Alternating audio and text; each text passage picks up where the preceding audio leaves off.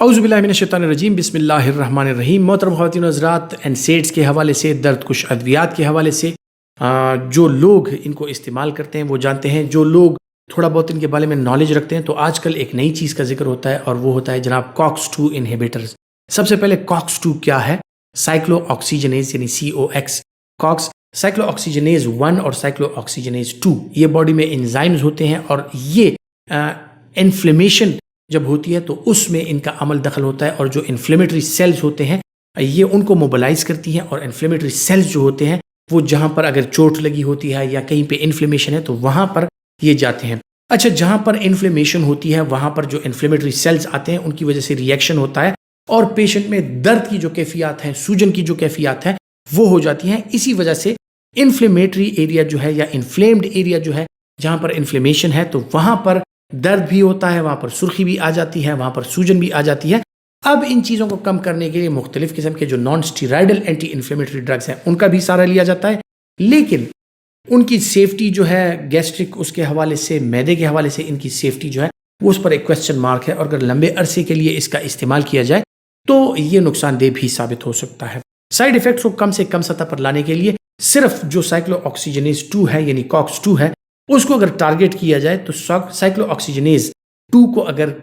آپ ٹارگٹ کر لیں، اس کو اگر آپ انہیبٹ کر لیں تو اس کی وجہ سے جو انفلیمیٹری سیلز کی موومنٹ ہے، جو انفلیمڈ ایریا ہے وہاں پر جو انفلیمیٹری سیلز آتے ہیں وہ کم ہو جاتے ہیں، انفلیمیشن کم ہو جاتی ہے، سوجن کم ہو جاتا ہے، درد کم ہو جاتا ہے، اور کم سے کم سائیڈ ایفیکٹس کے ساتھ۔ سائیکلو آکسیجنیز COX-2 انہیبیٹرز میں ایٹاریکاکسب ایک ڈرگ ہے جو کہ 60 ملی گرام کی ڈوز میں اویلیبل ہے، انتہائی بہترین ڈرگ ہے۔ اس کے سائیڈ ایفیکٹس بھی NSAIDs کے حوالے سے اگر ذکر کیا جائے تو ان سے کم ہے، اور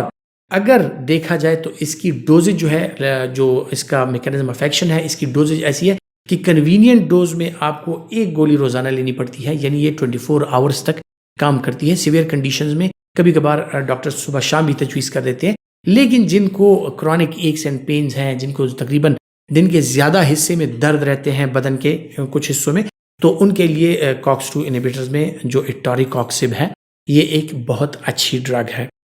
اب جناب ذکر کریں ان لوگوں کا کہ جن میں کرونک ایکس اینڈ پینز ہوتی ہیں، جن میں کرونیکلی زیادہ عرصے تک یہ مسئلے رہتے ہیں، سو ان کے لیے ضروری ہے کہ COX-2 انہیبیٹرز یا NSAIDs اگر ان دوائیوں کا وہ استعمال کرتے ہیں تو ان کو کم سے کم سطح پر رکھ کے کم سے کم عرصے کے لیے اگر اس کا استعمال کیا جائے تو بہتر ہوتا ہے، کیونکہ یہی COX-2 انہیبیٹرز، یہی NSAID جو ہے، جو سب سے بنیادی ان کا ایفیکٹ ہے وہ ہوتا ہے جناب آپ کے گردے پہ، اور گردہ جو ہے وقتاً فوقتاً وہ اس کے ساتھ کمزور ہوتا جاتا ہے، اور یہ گردے کو لمبے عرصے تک اگر آپ اس کو استعمال کریں تو گردے کے لیے شدید قسم کے نقصان کا باعث بن سکتا ہے، اور پیشنٹ میں کرونک رینل فیلئر کے آثار بھی آ سکتے ہیں، اور گردہ جو ہے وہ زیادہ عرصے ان دوائیوں کے استعمال کے ساتھ مکمل طور پر ناکارہ بھی ہو سکتا ہے۔ پھر جو دردکش ادویات ہیں ان کے حوالے سے ہم ذکر کرتے ہیں کہ اس کے ساتھ جو معدے کے مسائل ہیں وہ زیادہ ہو جاتے ہیں، سو جو پیپٹک السر کا شکار لوگ ہیں، جن لوگوں میں معدے کا السر ہے، سو ان لوگوں میں بھی اس کا استعمال معدے کے السر کو بڑھا سکتا ہے۔ پھر جناب بات آ جاتی ہے کہ اس کے ساتھ آسٹیوپینیا، آسٹیوپوروسس،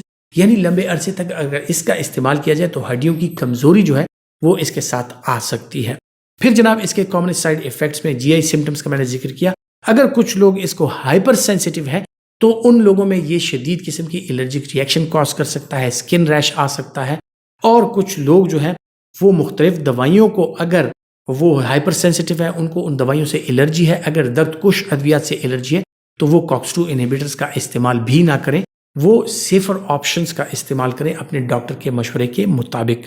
پھر جناب کانٹرا انڈیکیشنز کی اگر بات آ جاتی ہے کہ کون لوگ اس کا استعمال ہرگز نہیں کر سکتے، بالکل نہیں کر سکتے، تو ان میں جو لوگ کرونک کڈنی ڈیزیز کا شکار ہیں، یا کرونک لیور ڈیزیز کا شکار ہے، یا پیپٹک السر کا شکار ہے، تو ایسے لوگوں کے لیے NSAIDs یعنی non steroidal anti inflammatory, COX-2 inhibitors وغیرہ یا درد کش ادویات جو ہیں وہ نقصان دہ ثابت ہو سکتی ہیں۔ میڈیسن نالج کے حوالے سے جو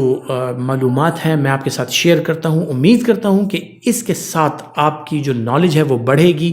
سیلف میڈیکیشن کے بارے میں ہمیشہ کہتا ہوں کہ سیلف میڈیکیشن سے گریز کیجیے، اور دوائیوں کے بارے میں جان کر اگر آپ اس کا استعمال ڈاکٹر کے مشورے کے مطابق کریں تو آپ کے جو ڈیزائرڈ ایفیکٹس ہیں وہ آپ کو حاصل ہو سکتے ہیں، اور آپ سائیڈ ایفیکٹ سے محفوظ رہ سکتے ہیں۔